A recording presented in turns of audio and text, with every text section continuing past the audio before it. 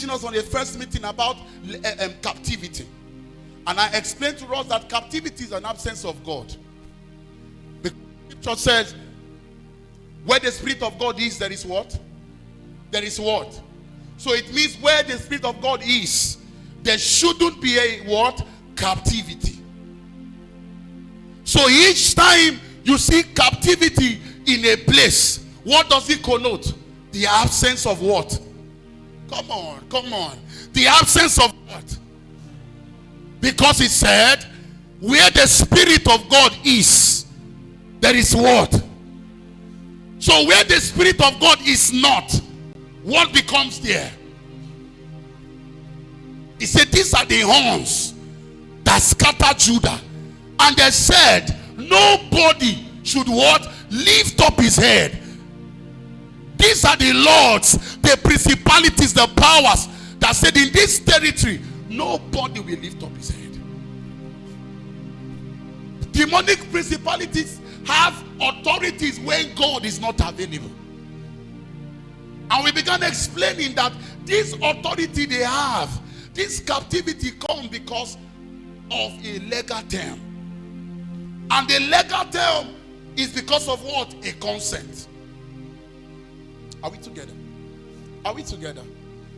I said that demonic principle. Now, any spirit entity cannot rule a life, cannot rule a territory without what? A legal term.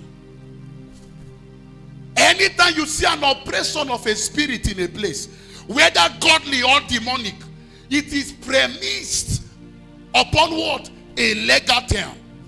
And what brings a legal term is what? A consent of humans. Are we together?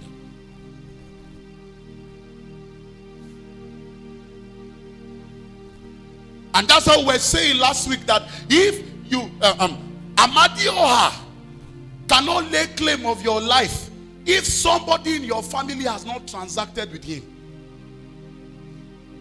It is illegal for a spirit to rule over a family, over a life, without a man transacting with that spirit. Even for the Holy Ghost to rule in your life, Jesus has to do what? A transaction. So that the operations of the Spirit of God must be what? Legal. Bible speaking about the land of Luz that Jacob came, that was later called Bethel. In the land of Luz, you will see that Jacob said, I slept and I saw ascending and what? Descending of angels. But we read previously that his father did what? A transaction there. So the ascending and descending of angels was not done without what? A man doing what? Come on, a man doing what? So every transaction of any spirit in the earth is it what? The consent of a man. Do you hear that? Any transaction, any operation of a spirit, whether godly or demonic, it is premised with the consent of a man. Like Apostle Paul was telling us last Sunday when he was leading us to pray, he said, some of you, your fathers did not meet Jesus. How many of you remember that statement? The way Melchizedek Abraham transacted with Melchizedek, and it all from his race became people that followed God. They became children of the promise. Some of us, the spirit our father transacted with is a spirit of delay. And the delay say, we will make you prosper. All of your children will be our slaves.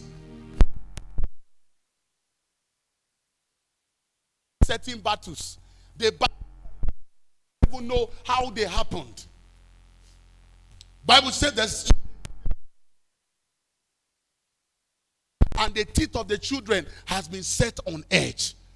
People suffering certain transactions that was done on their behalf. And like I was saying last week, that transaction does not need you. There's a transaction that can go on knowingly or unknowingly to you. Our fathers can transact on our behalf.